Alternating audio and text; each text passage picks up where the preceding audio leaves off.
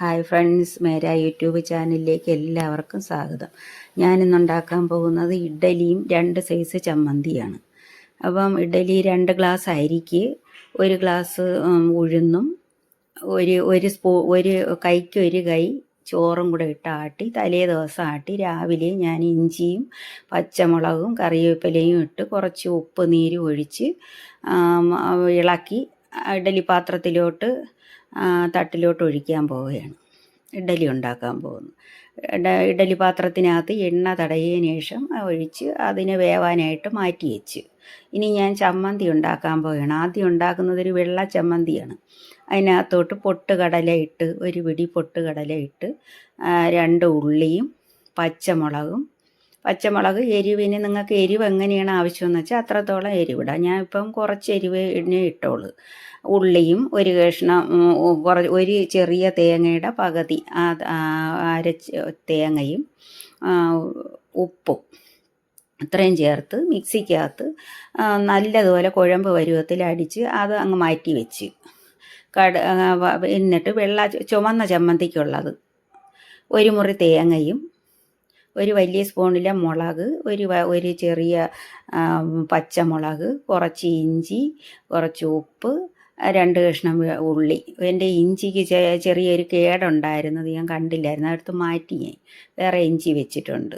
1 പച്ചമുളക് എല്ലാം കൂടി ചേർത്ത് നന്നായിട്ടൊന്ന് അരച്ച് അതൊന്ന് ലൂസിനെടുക്കണം. ലൂസെടുത്ത് അതൊന്ന് നന്നായിട്ടൊന്ന് ചൂടാക്കി എടുക്കണം. തിളച്ച് പോകാതെ ചൂടാക്കണം. വെള്ള ചമ്മന്തി ഞാൻ ചൂടാക്കുന്നില്ല, കടുക് വറുത്ത് മാത്രമേ ഒഴിക്കുന്നുള്ളൂ. ഇപ്പോൾ രണ്ടിനും കൂടെ കടുക് താളിക്കാനായിട്ടുള്ള എണ്ണ ഒഴിച്ചു.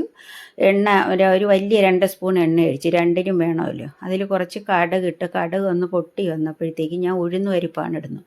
ഈ ഉഴുന്ന് പരിപ്പ് ഞാൻ വെള്ള ചമ്മന്തിക്ക് വേണ്ടി എടുക്കാനാണ് ഈ ഉഴുന്ന് പരിപ്പിട്ടത്. ഉഴുന്ന് പരിപ്പിട്ടതിന് ശേഷം ഒരു 5-6 ചുമന്ന ഉള്ളി അരിഞ്ഞ് അതും കൂടി അതിനകത്തോട്ട് ഇട്ടു. ചമ്മന്തിയല്ലേ, അപ്പോൾ മൂത്ത ഉള്ളി നല്ലപോലെ മൂപ്പിച്ചിടുന്ന നല്ലൊരു മണമൊക്കെയാണ് ഉള്ളി. ചമ്മന്തിക്ക് ഉള്ളിയാണ് മുന്നിട്ട് നിൽക്കേണ്ടത്. ഉള്ളി ഒന്ന് മൂത്ത് ചുമന്ന് വന്നതിന് ശേഷം വറ്റൽമുളക് ഇട്ട് കറിവേപ്പിലയും ഇട്ട് ഇതെല്ലാം ഒന്ന് നന്നായിട്ടൊന്ന് മൂത്ത് വരണം. കളർ മാറി വരുമ്പോഴത്തേക്ക് ഇതിനകത്ത് താളിക്കുന്നതെന്ന് വെച്ചാൽ ഞാൻ ഈ ഉഴുന്ന് പരിപ്പ് ആദ്യം ഞാൻ അതിനകത്തുനിന്ന് മാറ്റി അതും കുറച്ച് കറിവേപ്പിലയും ഉള്ളിയും എല്ലാം കൂടെ ആദ്യം ഞാൻ എടുത്ത് ഈ വെള്ള ചമ്മന്തിയുടെ മുകളിലൊഴിക്കും, താളിക്കും. കാരണം വെള്ള ചമ്മന്തി ഞാൻ ചൂടാക്കുന്നില്ല. ഈ കടുക് വറുത്തതിൻ്റെ ചൂടിൽ തന്നെയാണ് ഇതിരിക്കുന്നത്. കുഴമ്പ് പരുവത്തിലാണ് വെള്ള ചമ്മന്തി ഉണ്ടാക്കി വെച്ചേക്കുന്നത്. ഇതിനകത്തോട്ട് ഈ വറ്റൽമുളകും എല്ലാം കൂടെ ഒഴിച്ച് ബാക്കി എല്ലാം കൂടെ ഈ ചുമന്ന ചമ്മന്തിക്കകത്തും ഈ കടുക് വറുത്തത് ബാക്കി കൂടെ ഒഴിച്ച് ഞാൻ അതിനെ ഒന്ന് സെർവ് ചെയ്ത് കാണിക്കാൻ പോവുകയാണ്. ഇപ്പോൾ രാവിലത്തെ കാപ്പിക്കുള്ളതാണ്. ഇഡലി വെന്ത് കഴിഞ്ഞിട്ടുണ്ട്. നല്ല സോഫ്റ്റ് ഇഡലിയാണ്. ഇപ്പോൾ വെള്ള ചമ്മന്തി നല്ല തൊടുകറി പോലെ വയ്ക്കും. മറ്റേ ചമ്മന്തി നമ്മൾ ഈ ഇഡലി കുഴച്ച് കഴിക്കാൻ വേണ്ടി ഇത് ലൂസായിട്ട് വയ്ക്കുന്നുണ്ട്. അത് വെച്ച് ഞാൻ നിങ്ങളെ ഒന്ന് സെർവ് ചെയ്ത് കാണിക്കാൻ പോവുകയാണ്.